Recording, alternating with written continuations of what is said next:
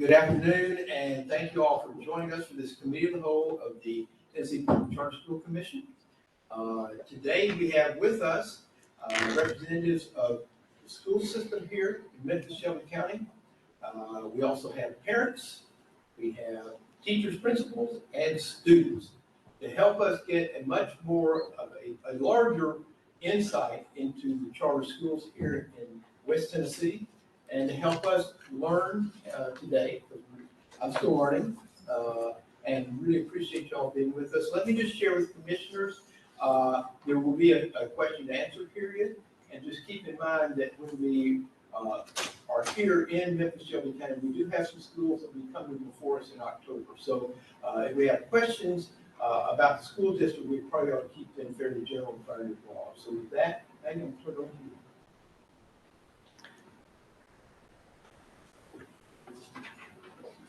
Great, thank you, Commissioner Griscom. I'd like to start by saying thank you to our panel participants today. We really appreciate your time and your dedication and your ability to be here today and share your thoughts with us.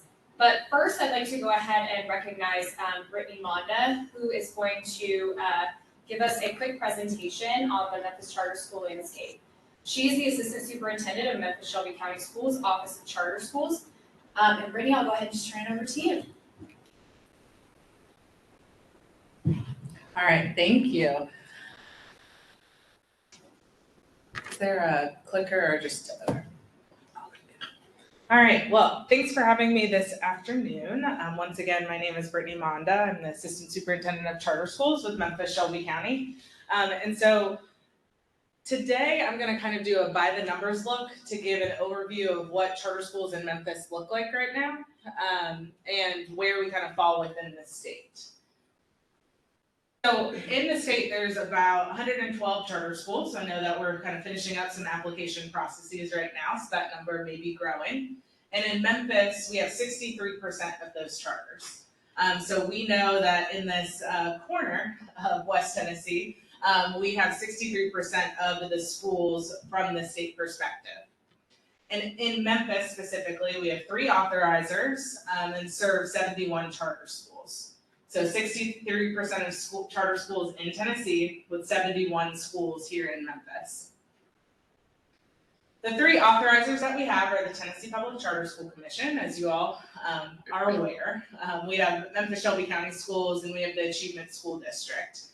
So there are, in Memphis, Tennessee Public Charter School Commission has 6. We have 53, and there's 12 within the ASD.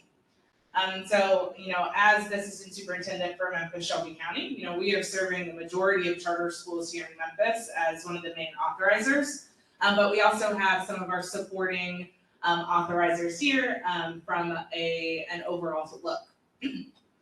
When we think about this and break it down a little bit further, these are approximate numbers of students in Memphis. And so, these are kind of pulled at different times, but really just for a comparison of and look at where students actually are in Memphis. So the Public Charter Commission has about 2,100 students. With Memphis Shelby County, we have just over 18,000 students. That was our year-end number. And then with the Achievement School District, I believe this number is from about April, there's 4,855 students. So once again, this is a higher level set of data. It's not all pulled at the same time, but to give an idea of how many students we're overall serving in the Memphis area. So as we go a little bit further in Memphis, I'm not originally from Memphis, but I've learned over the almost 14 years that I've been here, all of the different neighborhoods that we have serving across what I'll say the district as this time. And so this map is one that is online, accessible for you all to look at, but you'll see kind of where the majority of our schools are clumped, and this includes all charter schools. So you'll see that the top kind of yellow button includes North Memphis, downtown, midtown. We have South Memphis, Whitehaven, and Westwood areas, and then the Cordova and Hickory Hill. And so if we're looking at a higher level look, this is where the majority of schools are clustered. And then as we go a little bit further, you'll be able to see kind of where that expands. So we still have a lot of those neighborhoods represented, but as we dig a little bit deeper, you'll see it kind of break out and where those bubbles form a little bit bigger. We have schools from downtown to Cordova, which span across the district overall. And we also span from what I call top to bottom, so north to south, from Fraser Raleigh area all the way down to Whitehaven, Westwood. When we're looking at student seats in Memphis Shelby County, like I said, we have just over 18,000 students, but what I do kind of want to recognize is even though those are the number of students we had in seats last year, we have approved capacities of students at much more. And so our capacity in 22-23 was just under 23,000, and our approved capacity for this coming school year, 23-24, is still just under that 23,000. And so although we serve just over 18,000 students, there's capacity within what has been approved in charter applications for that continued growth. And then just as we dig a little bit deeper, we all know that most of the accountability results are embargoed right now, but looking at our portfolio from the 21-22 school year, this just gives an higher level overview of what our schools look like from an academic perspective. So we have 24% of our schools that fell in the reward school category last year, with 13% being priority schools. And then respectively with AMO and double AMO goals, which looks at the overall annual measured objectives. So looking at growth, achievement based off success rates.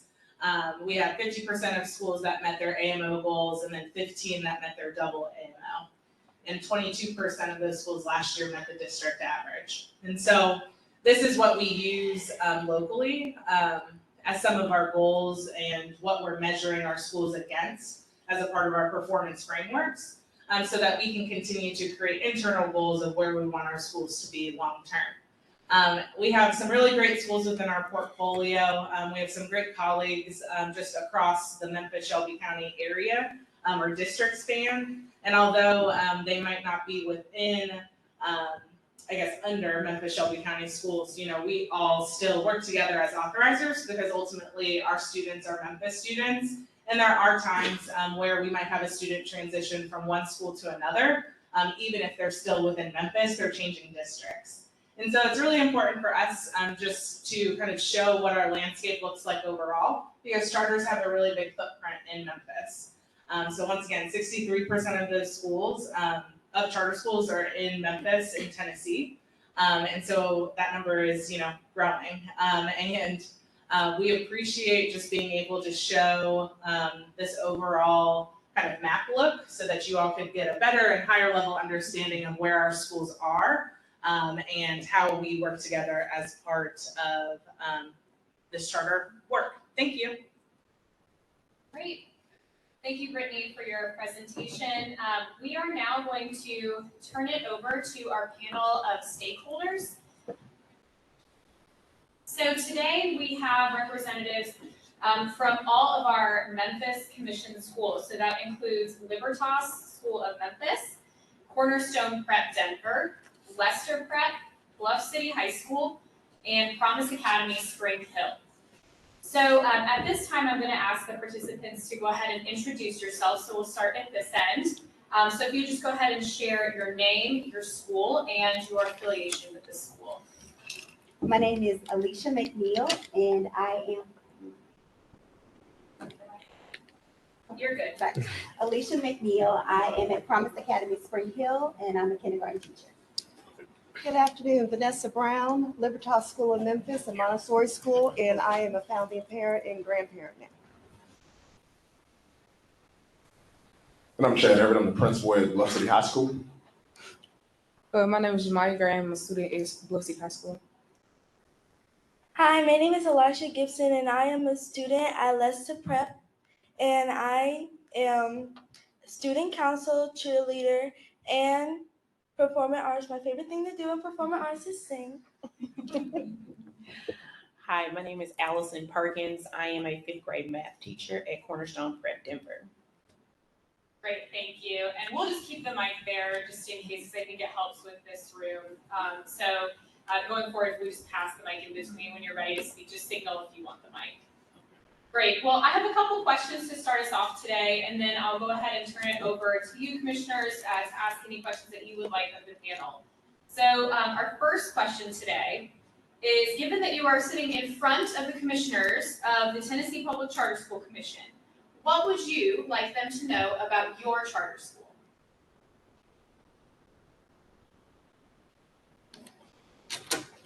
I guess everyone knew that the principal would be the first one to answer. So the one thing I think that's unique about Bluff City and that I love about Bluff City, and I think Jemiah can also speak to this, is our size allows us to personalize it, or to provide the personalized attention that we believe that our students deserve.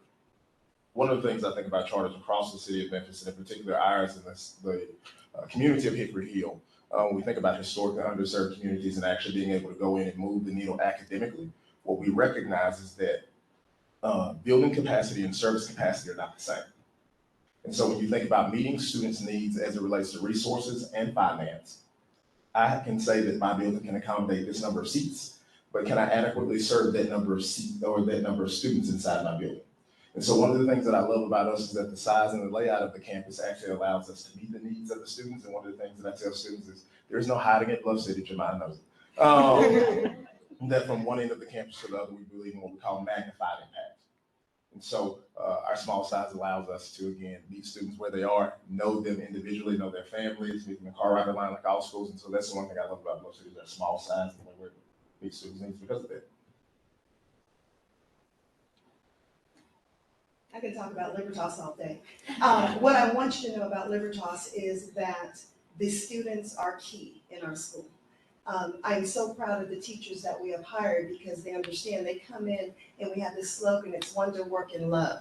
Love is the key to what we do. Our students, we have a high rate of SPED children, and for them to get individualized teaching, and for them to get love, and for the parents to be so active in what they do, because in our community of Fraser is not known to do that I can tell you that, again, I can talk all day about it.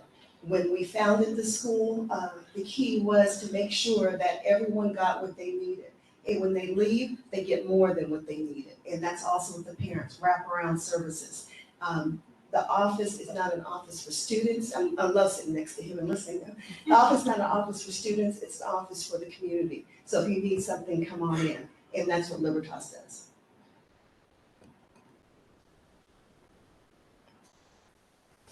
One thing I love about my school is the teachers, because they work hard every single day to make sure us scholars get the education that we need. And sometimes they be going above and beyond, more than they need to be going. But I love it.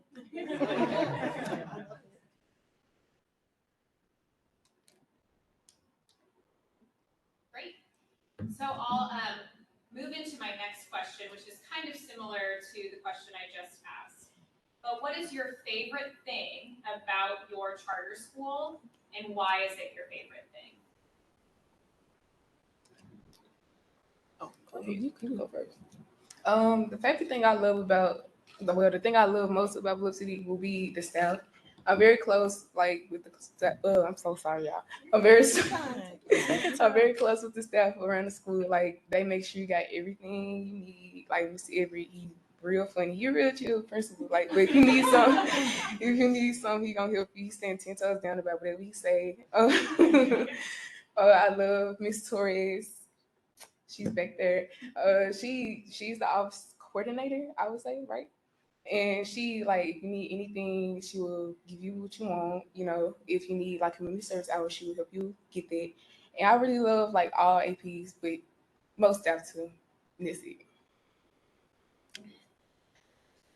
I would say the staff at Cornerstone Prep Denver, they are awesome.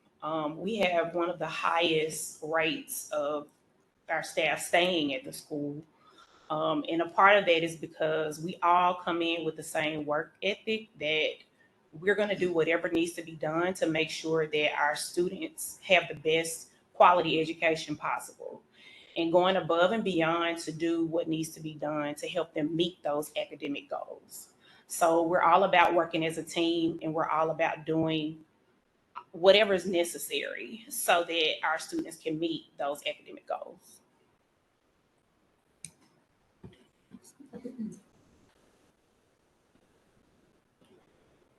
I would say our instructional coaches, they are consistent with observations, they give in the moment feedback, and then they come back to make sure you've implemented that feedback. This year they have something new called MCL, which is multi-classroom leaders. And with that, they're gonna go in and make sure that they model all lessons, whole group and small group for teachers. So there's no more instructional coaches, they just come in, model, and as teachers, we get to watch and make sure that we do our best to mimic whatever they've done.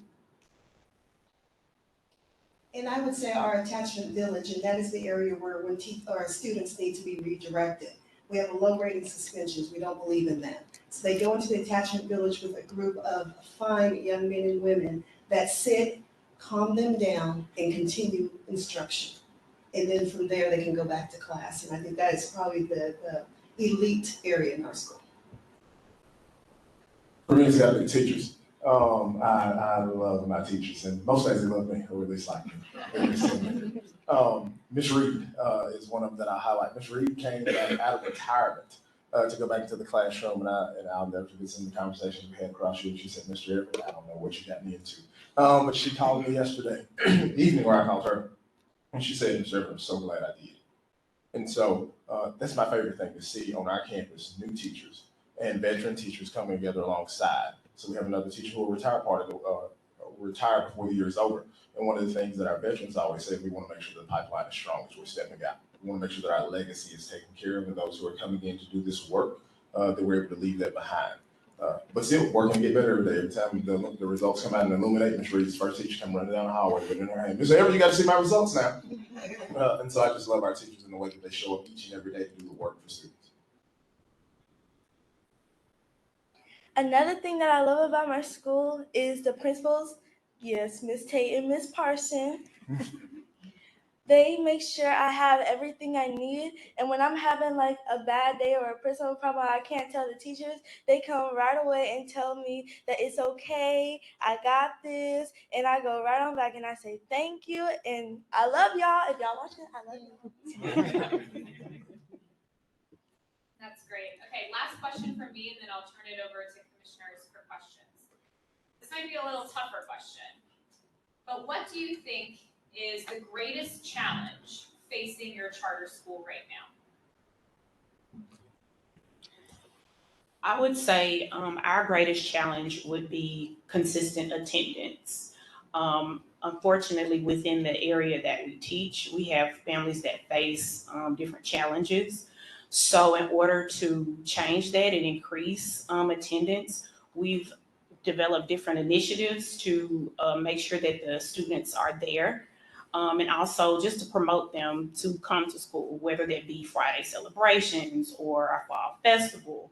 All of these things they look forward to because they're earning them by coming to school. And then also we like to keep a strong communication with parents so that we can support them. If they're having trouble getting them there, we like to see how we can support them in getting them there. So those things I feel like are our greatest things that we struggle with. Some of the challenges Lissa Prep is facing is communication because they don't give enough information to the parents or adults, as you might say, enough information that they need for the events that's happening at my school. And another thing is safety because we have to wear clear backpacks this time around school. And it's because of a horrible event that happened at my school. I wouldn't be that much surprised because where my school is located, a lot of crime is going around in that neighborhood.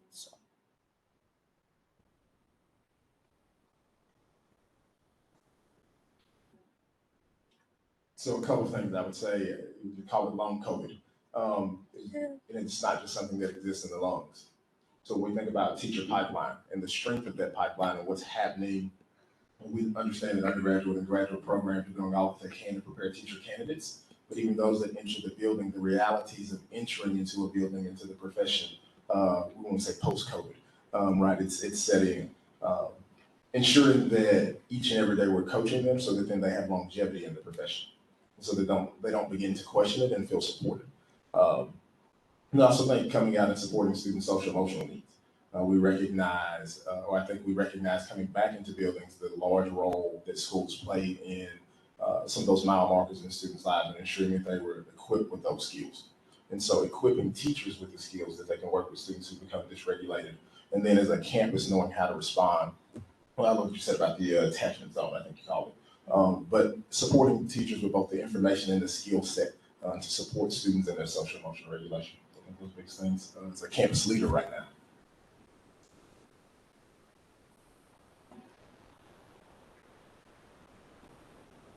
There's a lot I would say, because when you're a parent, and I started as a parent and now I'm on the board, when you're a parent, you think this should be easy, and it's not. Funding for a school you think should be easy. Making sure that teachers are prepared and ready, and I think that's probably the biggest thing for me. I had a son and we found out he was autistic, and we found out because we had a first-year teacher, he was at a Catholic school, first-year teacher that tried everything she could, and she said, Mrs. Brown, it's not in the book. That made me sad, because we don't prepare our teachers properly to maybe do an internship so they can see some of the things that go on when you have some children. And when you come into a low-income area, they know more than we adults up here, and they see more, and there's trauma. How does the teacher handle that? How does the teacher handle if there's been trauma with the parents and they may not understand the reports you're reading, how their grades go, how to teach them? I'm a real smart lady, but I tell you, during COVID, when we had to teach at home, I've got some snotty kids, and they're like, Mom, you're not doing it right. And I was always thinking, you know what, for someone who is struggling, how do they do this? And if they couldn't get Zoom, so that's the biggest thing, is to make sure when the teachers walk in the door, that they're as prepared as they can be on the odd things, not just what the curriculum is. It's the odd things or the personal things, and let them know they can be personal with the kids. This is not sit down, do your work. This is, hey, what happened? Do you play soccer? Things like that. I would say for our school, lack of parental involvement. I see a lot of parents, we send home work, we send home projects, we do parent-teacher conferences as well, but the parental involvement is not there. And so that shapes their whole future. They have to buy in from us and from their parents as well. And so as a school, we work hard to send home correspondence, emails, text messages, but the parents are just not as interested in their child's education. So that's what I would say for our school.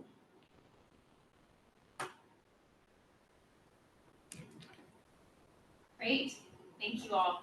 All right, at this time, I'll go ahead and turn it over to commissioners. Gomer has the mic, so just raise your hand and he'll pass it your way. Great. Hi, I'm Jamie Woodson, and we're so excited to learn from you all today. Thank each and every one of you. I have two questions, one for our students, we're so thrilled you're here, and one for Brittany. So for our students, we'd love to know what you see for your future, what occupation, what would you like to pursue, and how your school is helping you learn more about that or accomplish that. And then for Brittany, I would love advice, authorizer to leader who's been in the trenches for a long time. How can we be wise leaders as commissioners, and what advice would you give us as we make important decisions as commissioners, whether it's policy or supporting student success in the schools that we have an important responsibility for? The occupation I see in my future will most definitely be like gynecology. I would love to go to school for that, or to be a travel nurse. Either way, I want to be like nursing.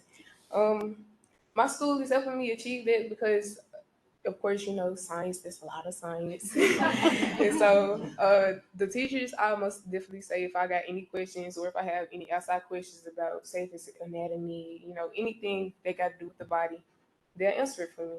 So I feel like that's going to contribute to me, you know, helping me memorize these things, get used to these things in the future. I'll be able to do it easily. What I would like to pursue when I grow up is be a professional singer, and Lesson Prep is helping me because it's this one teacher, Miss Jones. She helps me when we go to her. She teaches everything we need to know about what we need to do, how we need to do this, when you get your albums, how you need to rack it down and stuff. I love her for that. She is one of my actual favorite teachers. I love her. Thank you.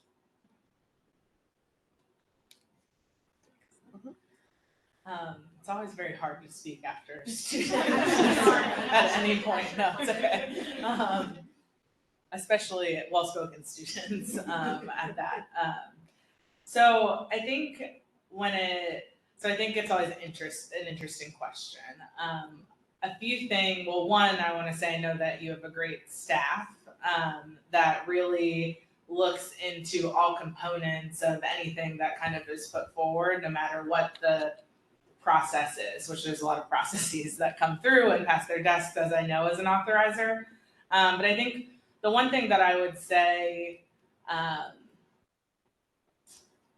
is understanding perspectives throughout the process, because there are different perspectives to decisions that are made locally or at even a state level. And we see that, through the legislature at different times where we might not see how it's going to affect us now, but what it looks like long-term, what it looks like in 10, 20 years, now that charter schools have been, around that long, at least in Memphis. And so I think my one big piece of advice is understanding perspectives and then utilizing your staff for support when you might not understand what something is or you haven't seen it before, to gain clarity so that you can kind of see how the bigger pieces of the puzzle fit together just overall. So my name is Alan. I'm on the commission as well. First of all, there's a job waiting for you in Northeast Tennessee. I run a health system, so shameless plug.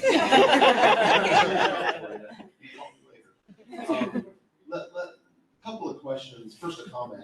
The comment you made about your safety touches a nerve for me, because the most basic need for every human being is to feel safe. And I'm sorry that you don't at times feel safe. And that's not your fault. That's on all of us. The first question I have, and it's a couple. One is for the principal. You're obviously very bright and good at what you do. Why do it in a charter school as opposed to a non-charter public school? What is it that attracted you to come to a charter school? And I know that could be an awkward question to answer. I'm curious why we have so many great teachers and principals in charter schools. What is it about the charter school environment that makes them choose that as opposed to staying in a non-charter public school? So I've had the good fortune of working in traditional public, leading a MSCS charter, and now also one under the Charter Commission. And all have been three very different experiences, and each one has grown me in very distinct ways. But what I would say, the work of coming into charter, especially I worked traditional public in Mississippi, which is a whole thing in and unto itself. Philosophy and mindset. What I'll say, the teachers and the individuals that choose to come work in the charter schools, they believe in we're going to get the results. They understand the communities in which they work and serve are going to pull more from them. And that was pre-COVID. So I knew coming in to do this work post-COVID, it was going to take everything that I had, but it truly came from a foundational belief that kids deserve it. I could continue to do it in the place that I was, and that I had every resource that I could have ever wanted, needed, every device that I could have ever dreamed of. But to come do that work in a community that's historically underserved. I'll say this, my great uncle is actually one of the individuals that integrated Memphis City Schools. And so full circle to get to come do that work in a place and in hallways that he could not walk himself at one point in time. And to have grandparents on both sides, maternal and paternal, that neither one finished high school. I was the first one to go to college. It's important for me to ensure that students get the opportunities that I did. And I understood that being a building leader, the amount of influence it gives me the seat that I sit in, but heavy is the head that wears the crown. And so what I'll say is to the folks that come do that work in the charter world, and those who are listening, for all the commissioners, as we think about how do we get teachers to come into this work. Not just come into teaching, but how do we get teachers to go into charter schools to do that work? How do we, not just quality leaders, but leaders that understand what it is to do that work in the charter world? Because it's a grind, it's very Memphis, it's a grind philosophy. That's right. It's creating a grind. It is that I'm going to go into a place that may not have not always had what it needed, but there are people there who deserve it. And if you're not wired in that way, this is not the work for you. That's right. So the reason that I came into this work is because I'm wired in that way, and I believe in the Jamayas of the world and the Alicias of the world and the Miss McNeils of the world and the Miss Browns of the world who are gonna pull up on me in car riding line and say, Mr. Everett, I need to talk to you about my child's grades in the algebra class. And so what I would say to the commissioners is first and foremost, thank you. But as we think about moving forward, how do you get other Chad Everetts into this work? Is ensuring they have the resources that they need to continue to do this work and don't burn out in this work. Because Right. those who come into this work, for the most part, come into this work with the right mindset. Let's continue to give them the tools that they need so that they can remain in this work. Yes. So a follow-up for Jemiah and Alicia, and it's a similar question. The first part is, number one, do you remember being in a traditional public school and what it was like to be in a traditional public school? And if the answer is yes, you do remember that, what is different for you about being in a charter school versus being in a public school? What about being in a charter public school? What do you feel gives you more of a leg up, more opportunity than when you were in a traditional public school? So the last time I was in a public school was elementary school. I've been in Green Dye since middle school. I'd say something that was different is the curriculums. Like it's pushing you to learn more. I'd say SES is more like loose. Green Dye actually pushes you, like, you have to learn this. It's way different if you go ask an SES student, what did you learn in school? What are y'all doing in school? Oh, we did this. I'm like, that's it. Like, we done learn multiple things. Y'all only learned that thing. And, so I say this. The last time I was in a public school, like Jemiah said, elementary, and the difference in Lesser Prep and Brewster Elementary is that we have harder standards and like harder curriculars, and it just gets harder and harder every grade you go up, like just hard.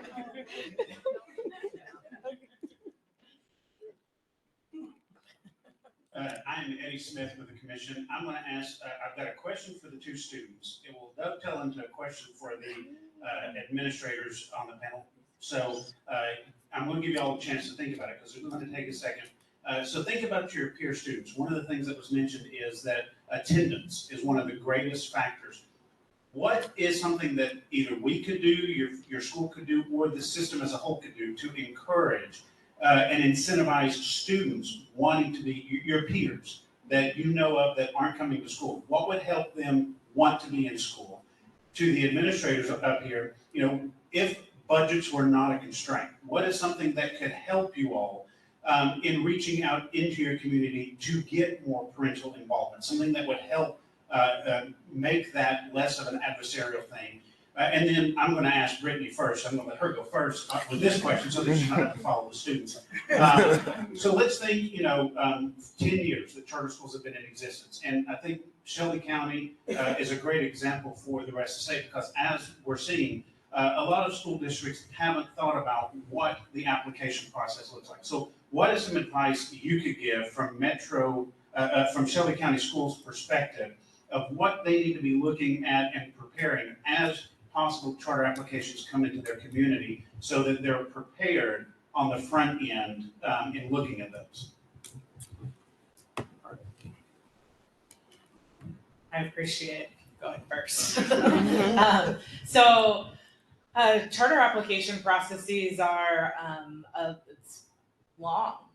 It's almost a full year from start to finish, from a potential appeal level with maybe a month in between, a month and a half, dependent on where everything kind of ends up. And so I think where our process has been successful is from a planning perspective. I think a lot of it goes into creating systems and routines around how you're going to execute the process and kind of going back to my teaching days, backwards planning from there. So thinking through, at the highest extent, how many applications that you have, what are your local policies, who needs to help review, what are the timelines kind of broken out from that. And I don't think that this is a surprise to anyone, but we're already building out timelines for, this coming year as, we locally have completed our process. And so I think that my advice for other authorizers as they go through potential new processes, maybe they haven't done an application process before, is one, look at the timeline right away.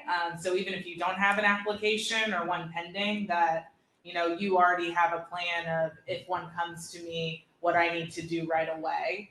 And I think that's hard to anticipate at points, but I do hope that everyone could look at all of the different factors that go into it, just so that they're prepared and you're not blindsided by almost a year-long process. I think the other piece with that too, and as we've grown, and I've been in this role for almost 4 years. 2019, that was kind of a blur right before COVID when I moved into the role. I think a lot of it was also just thinking through who we are as a district, and how many schools we have in our portfolio and what the portfolio means to those schools. So we include charter leaders in our review process as a part of that, because we believe that they should be looking at potential schools that want to be a part of their portfolio. And we get, feedback off of that about who else can be involved in the process. And so I do think thinking through how your district wants to approach it before it even approaches you, which is hard to anticipate, but I think you have to do it. And I wanted you to say that because one of the things that I wanted to point out, and just to commend Shelby County Schools, is the fact that it's not adversarial like we're seeing in a lot of other areas around the state, because you all do involve so many partners in looking at things. So I'm glad you mentioned that, because I wanted to highlight that and just say thank you to Shelby County Schools. Now to the students, giving you all a chance to sit there and think for a second, thinking about your peers, what is something that could be done to help incentivize your fellow peers that don't attend school, whether it be in your school or across the state, that would help them want to be in school on a daily basis, to help with the attendance problem? You want me to go first? Yes. So with Bluff being a new school, most people come to Bluff with a blind eye. Some schools, oh, I heard this and the third about this school, or I heard this school has, good curriculums. I want to go here. But not many people hear about Bluff. So I think, when word gets out about Bluff, oh, Bluff, they got this going. I heard Bluff do a lot of incentives. They do this in the third school. I want to go there and do that. I feel like that would help kids come there, because they'll be expecting to do the same things that they heard about.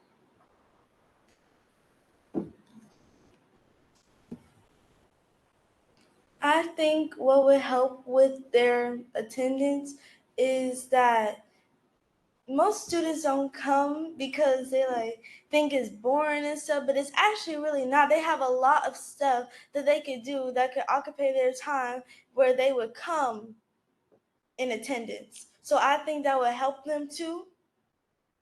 Yeah. And then the favorite thing for every teacher and principal is, if there were no constraints on the budget,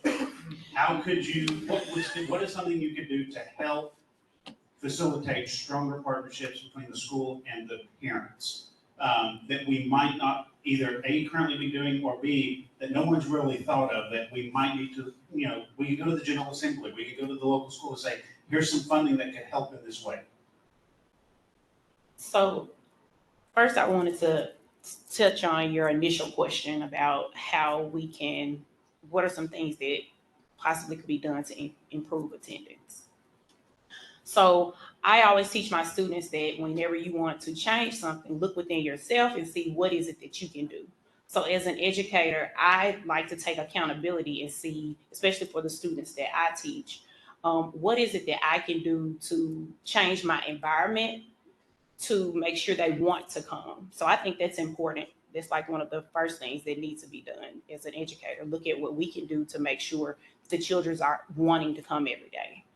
Also, I think it's important that we support parents. A lot of times there are different challenges that they are dealing with that cause them not to be able to bring their children to school. Or we have students that are not able to ride the bus. So for example, on my team, we had a student that parent was struggling with transportation. They lived outside of our busing area. I would go and we took turns as a team going to pick him up, bringing him to school, and making sure that he had the support that he needed and that their parent had the support that they needed. So I just think that's important. And then also, we still want to hold parents accountable by making sure they understand that this is the law. Your child is supposed to come to school. Like, this is important. I'm not saying that we just need to throw the hammer down, but just make it. Sometimes people are not aware of, how many days qualify as being truant, or, just educating them and making sure that they have buy-in, knowing that education is important. The more they're here, the more they learn. And I think once we do those, if we can, do those things consistently, I really feel like that would help as far as improving attendance. Shout out to Ms. Perkins and her team, who, when we talk about grit and grind philosophy, you asked about the budget with no issue, and she immediately went to it. The first thing I'm gonna do is figure out how I can solve it myself. And I think that embodies teachers in the charter world, is that they're not looking for a handout, right? It's the first thing, it's partnership. So not give me so that then I can just take and go do, but how do we stay connected to one another? Right. Now, don't get me wrong, as a principal though, when you said budget being no barrier, Right. like executive director in the room, they can be your study. What I say is first understanding that parents and caregivers, right now I'll add to that, parents and caregivers, first understanding the nature of households, and that there's not one, I've yet to see a parent or caregiver say, you know what, Mr. Everett, I kept all the good ones at home, and I'm gonna give you this one right here. They sent the best that they had to school. And so if they're not involved, first, like you talked about with Ms. Vonda and with the Charter Commission, that it's not adversarial, it's partnership. So we talk about what does it take for that to happen, and I'll say this, and here's I learned in my career. We talk about parents not wanting to be involved. There was a parent or caregiver that we had not heard from all year long. Christmas time, this was before I got to Bluff City, called the counselor, Christmas time, and said, hey, I'm looking for, we need some washing detergent, can you help us out? That was the one phone call she made was to the school. That something about the work that had been done that year let her know that was the place that she could go get that resource, and that was the first phone call and the only phone call that she made. So as I said, the first thing, support personnel, we talked a lot about the effects, the lingering effects of mental health in students, teachers, and families. And so mental health professionals that can support all three and sometimes bring them all together, especially when we think about families. The number of times I, as a principal, have been sitting in my office with a student and a parent, and we're talking through things, and I'm providing everybody with coping strategies and using all of mine to get through the meeting. Opportunities and resources that allow us to pay staff members who are going to be in the building anyway to be there to keep the doors open. When we think about literacy classes for parents or workshops where they can work on their resumes, what are the things that we're doing where we can help parents and caregivers move into a place where they have the additional discretionary income and or time to be able to come in and spend more time with their students? Exposure for students and parents. Jamal wants to be a gynecologist. How powerful would it be if there was a business or a hospital, and the commissioner here may have someone in that connection where the field trip's not taking place during the day, it's taking place in the evening, and that exposure is taking place with Jamal and her parent and caregiver side by side touring the hospital.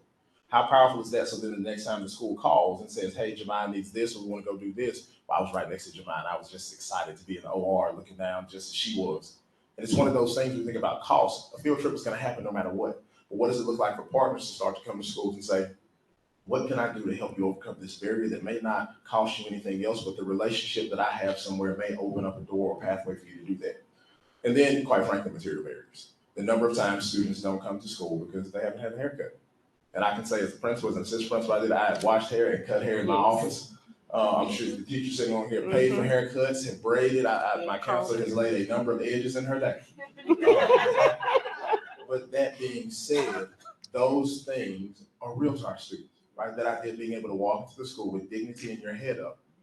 And so those back to school events where the number of schools are having their community days, how can I come alongside? I know a guy that's a barber, he can be there, or I'll buy this many backpacks, or hey, we're gonna support with this many pair of shoes or this many uniforms. Sometimes that's all it takes to get that student to come to school, which is gonna clean clothes.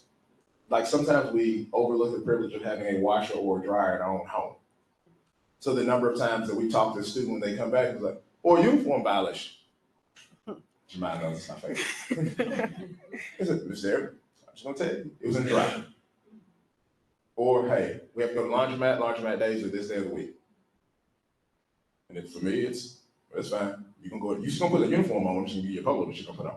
But those kinds of things where partners and businesses can come alongside and say, what are those very material things that stop students from coming into school each and every day? I would just like to add that we have to start, and this, I guess it's non-budget right now, have to start understanding our parents. Who are the single parents that work at night? Who are the dual households that work at night? Then they're tired in the morning, and they don't mean harm, but sometimes they're too tired to even get their children to school. The ones that do not have transportation, who in the school, what parent can carpool? And then comes to the funding, how can we help that carpool parent with gas? So it's little things like that, and we don't have in place. We're working with that in Libertas, and we pay for our own busing. And we have a blessed bus company that sometimes she will drop the children off in the front door because she knows they're latchkey kids. So I think the more information we get about the children and more information we get about the parents, then bring the parents, how can we help you? And I think that's where we're lost, and yet the funding is so important. I don't think anyone ever understands how much, everyone thinks schools just run. But funding is real important, and the teachers take out of their pockets to do exactly what I just listed.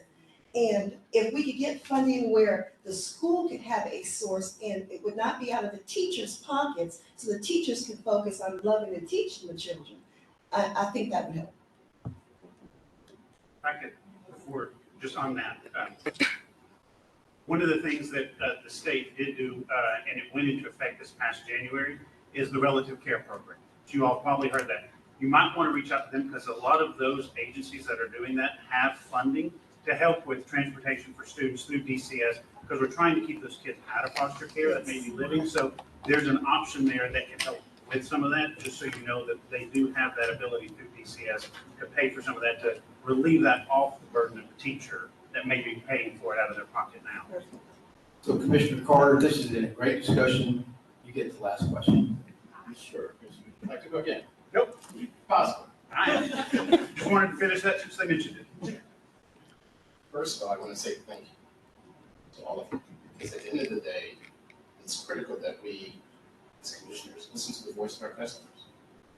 We really represent our customers. So this is a very important forum. My questions are to the administrators. There's two questions. One is I'd like to know, what's your per capita reimbursement per student? And the second issue is that when you look at charter schools, particularly in the urban core, we know the data. Probably 70+% brown people and folks of color. Inherent with that, there's financial challenges. Particularly in terms of an ongoing basis, trying to make sure that you have enough capital resources to not only be able to, in fact, pay for expenses, but to go beyond just the basics. So that question, the second question, is really the issue in terms of looking at your budgets. Basics are covered, your basic expenses are covered by tuition, but in terms of per capita reimbursement. But there's a shortage, I would imagine. And how much of that shortage? And to the degree that there's a dollar amount that you could put to it, is that $500,000, or is it $1 million? Or is it $2 million? Or is it $25,000? The per capita reimbursement, then the issues in terms of looking at it again. What you get in terms of reimbursement per student. Does that suffice? Is that sufficient to be able to do all the things that you're doing? I think I know the answer to that, but I'll turn it over to the administrators.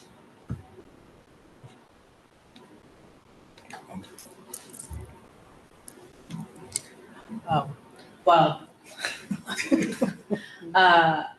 I'm no longer a school leader, so I can't speak specifically to what everyone's budget looks like. But what I will say as an authorizer going into this year, I think with TISA funding kind of coming around the corner and coming really quickly around the corner, I think that a lot of our schools have, compared their numbers throughout the year to what it was before. And in some cases, I think some schools have seen increases in what potential payment will be this year, whereas others have seen a little bit less, or maybe it's unknown just based off of the unique learning needs that are coming through.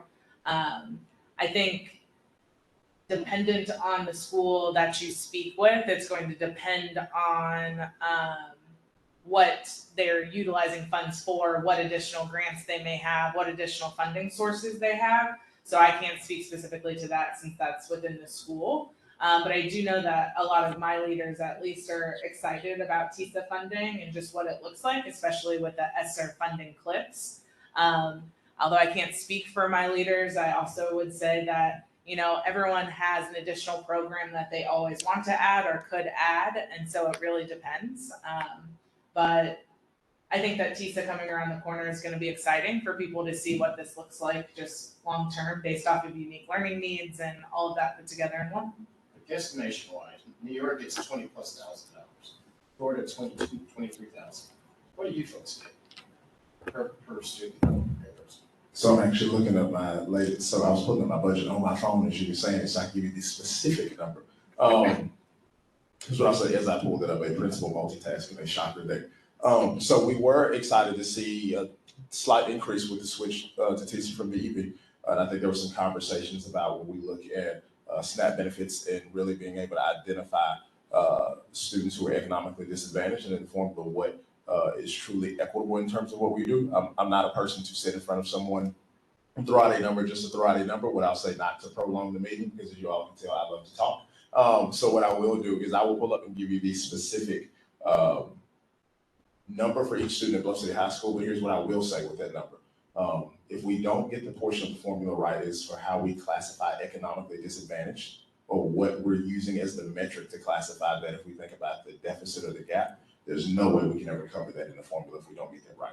All right, so we can talk about numbers of students with disabilities. We can talk about, and then when we start to talk about that number of special education staff members, when we start to begin to talk about FTE, building capacity versus service capacity. And so again, what I want to pull the actual number and give it to you, but I'll say those are things that we then have to think about in the formula is that metric truly equitable across all schools and a true reflection of the populations that we serve? So. And if I can just say, because we have a large level of disability and children, the funds are straight across. But if you have a child with disabilities, you might need speech therapy. No one looks at that. So we're at the same price across the board, but where are we giving extra when we need the speech therapist, if we need someone that needs something else? Mr. Chair, just one. Real quick, because we're. Well, actually, I'd like to know more about how, we were just whispering at each other, because we did just go through a big change in the funding formula. And what we don't know is how did that translate at your level?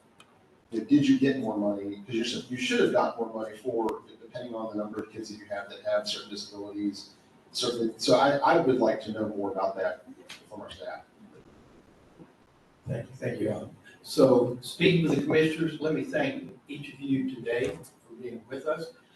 We still need to learn as well. So it's like putting us in the classroom, so we're hearing from you all there in real time, from the students, from the administrators, parents, and from the school system. For us to be out, this is what we talked about when we first set up this commission, 2 times in Nashville, 2 times out in the state. Nobody sort of calls doesn't have to stop traveling around the state. So this is where we are now because we're out of COVID. And for us to have this experience to hear directly from you all, I hope you saw from the commissioners in the audience, their questions to you. And again, thank you all for your response to us. Please let us know what we can do. Please let our staff know what we can do to support you. So thank you very much for being with us. And we're going to move into our regular session.